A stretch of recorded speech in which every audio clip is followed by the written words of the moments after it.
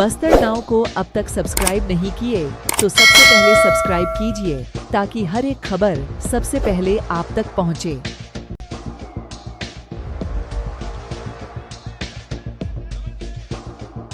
अगर आप मेरे चैनल पे नए हैं तो बने रहें और सब्सक्राइब करके बेल आइकन दबाएं ताकि बस्तर नाउ की अपडेट आपको मिलती रहे। लोकतंत्र का पर्व को मजबूत करने के लिए एक ऐसी वानगी मैं आपको दिखाने की कोशिश करूंगा जिसको देखकर आप हो जाएंगे हैरान। जी हाँ, नमस्कार, मैं भरत विहान दुर्गम हूं और आप बस्तर नाउ देखना शुरू कर दिए हैं। बस्तर नाउ में हम बस्तर की बात करते हैं। बस्तर में हो रहे लोकसभा चुनाव उस पर आज बात करने की हम कोशिश करते हैं। उस पर हम खास नज़र डालेंगे, इसलिए डालेंगे क्योंकि ऐसी एक वानगी हम आज आपको दिखाने की कोशिश करेंगे। जहाँ मैं मौजूद हूँ, ये जो मतदान केंद्र 161 डिपोपारा बताया जा रहा है, जिस तरीके से जानकारी बाहर निकल के आ रही है। सबसे पहले तो मैं आपको इस इलाके पे जितने लोगों की मौजूदगी है मैं वो दिखाने की कोशिश करूँगा। मेरे दाहिने और आप देखेंगे कुछ महिलाएं यहाँ पे नज़र आ रहे होंगे। थोड़ा जूम करिएगा कैमरामैन, उनको थोड़ा जूम करके दिखाइएगा कि किस तरीके से लोगों की यहाँ पे मौजूदगी है।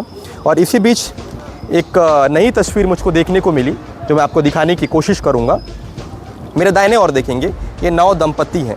विवाह होने के पश्चात वोट करना कितना ज़रूरी है और कितना महत्वपूर्ण है, इसको समझते हुए विवाह कार्यक्रम होने के पश्चात वो बहुत सारे रस्म को छोड़कर वोटिंग करने के लिए इस इलाके पे पहुंचे हैं। उन्हीं से हम जानने, समझने और समझाने की कोशिश करते हैं। पहले तो बात करते हैं, क्या नाम है आपका? जी, मेरा नाम डेविड चंद्रगिरी है। अच्छा, कहाँ के रहने वाले हैं? मैं अभी वर्तमान में तो हो रहा है 7-8 साल हो रहा है बीजापुर में ही हूँ, बट मेरा निवास स्थान है मोरमेड का हूँ मैं। आज लोकतंत्र का पर्व है, लोकसभा चुनाव हो रहा है। आज आप अपने अपने नेताओं को चुनेंगे, क्या वजह है, किन लोगों को चुनेंगे? नेताओं को हम चुनेंगे, बीजेपी से चुनेंगे बोल के हम लोग सोचे हैं। तो हम लोग का जो है ना शादी 16 अप्रैल के हुआ है। तो बीजेपी को क्यों चुनेंगे, क्या वजह है? बीजेपी को चुनने का वजह ये है कि बीजेपी जो है ना अच्छा शासन बना रहा है। बीजेपी में अभी जो मंत्री बने हैं वो अच्छे से लोगों का देखभाल कर रहे हैं, एक शासन, नया शासन बना रहे हैं, हर विरोधी को हटा रहे हैं, पर मतलब एक अच्छा शासन हमारे लिए बना दे रहे हैं। तो इसीलिए हम लोग बीजेपी को चुनने के लिए तैयार हुए हैं। विवाह कब हुई थी आप?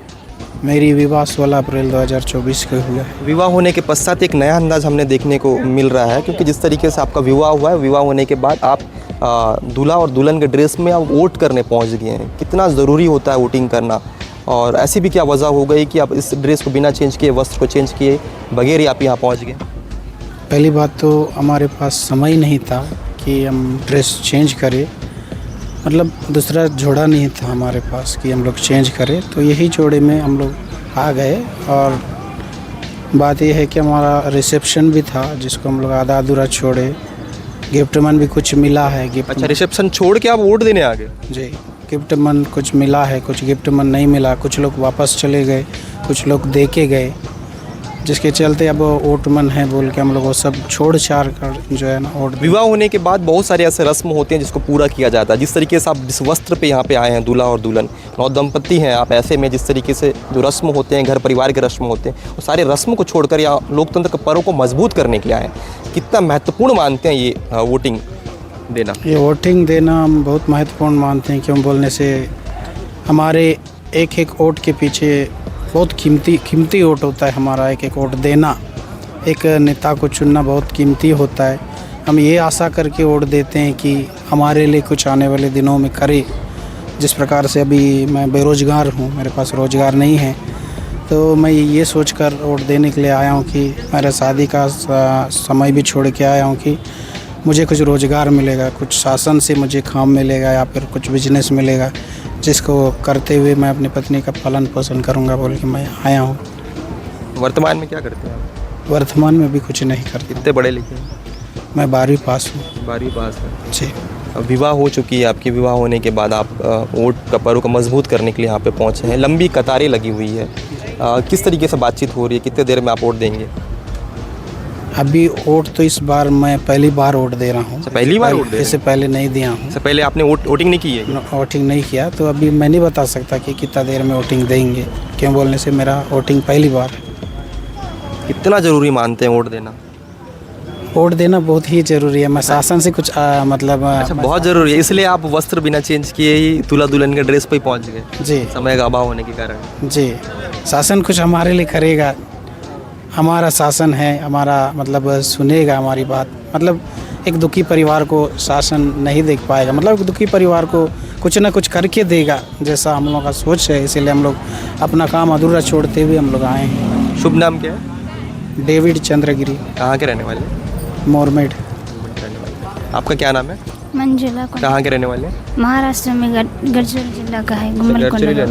हिंदी बात कर लेते हैं क्या? नहीं नहीं आता, आता। हिंदी बात नहीं आती है। समझती है, बात नहीं कर पाती। तो मेरे साथ 9 दंपत्ति मौजूद थे, इनसे हमने सीधे बातचीत करने की कोशिश की। आप देख सकते हैं कि लोकतंत्र का पर्व है और लोकतंत्र के पर्व को मजबूत करने के लिए लोगों की भागीदारी कितनी महत्वपूर्ण है, इस जोड़े और इसकी वानगी से देखकर आप समझ सकते हैं। जहां मैं मौजूद हूँ, ये डिपोपारा का पूरा इलाका है। पहली ऐसी वानगी मैं आपको दिखाने की कोशिश कर रहा था बस्तर नाव में कि किस तरीके की हालात परिस्थितियाँ बहुत विषम होने के बावजूद भी वो सारे रस्म को छोड़कर वो वोटिंग करने के लिए आया। तो ऐसे में आप समझ सकते हैं कि जिस तरीके से जिला प्रशासन हो या फिर प्रशासन हो, तमाम पहल कर रहा है लोगों को जागरूक करने के लिए कि वोट का पर्व कितना महत्वपूर्ण है, लोकतंत्र का पर्व कितना महत्वपूर्ण है, जिसका भागीदारी लेने के लोगों से लगातार जो जिले के कलेक्टर हैं अनुराग पांडे, वो लगातार अपील कर रहे थे। स्वीप कार्यक्रम बीजापुर में चलाई जा रही थी, जिसके तहत लोगों को जागरूक की जा रही थी कि जो वोट नहीं देते हैं वो वोट दें और वोट देना कितना महत्वपूर्ण है। इस वानगी को देख के ही आप समझ सकते हैं कि नई नई शादी हुई है, नई नई शादी होने के पश्चात अभी अभी 9 दंपत्ति हैं।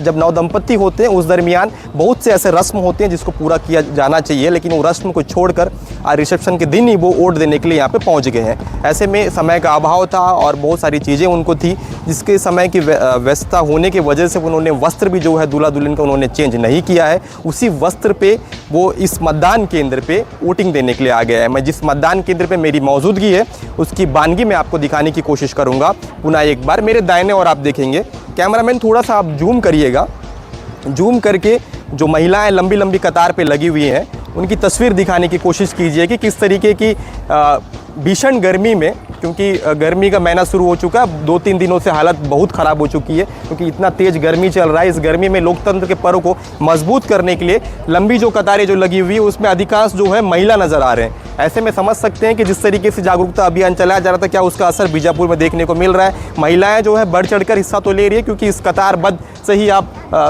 स्वयं अंदाज़ा लगाया जा सकता है कि कितने लोगों की यहाँ पे तादाद मौजूद है।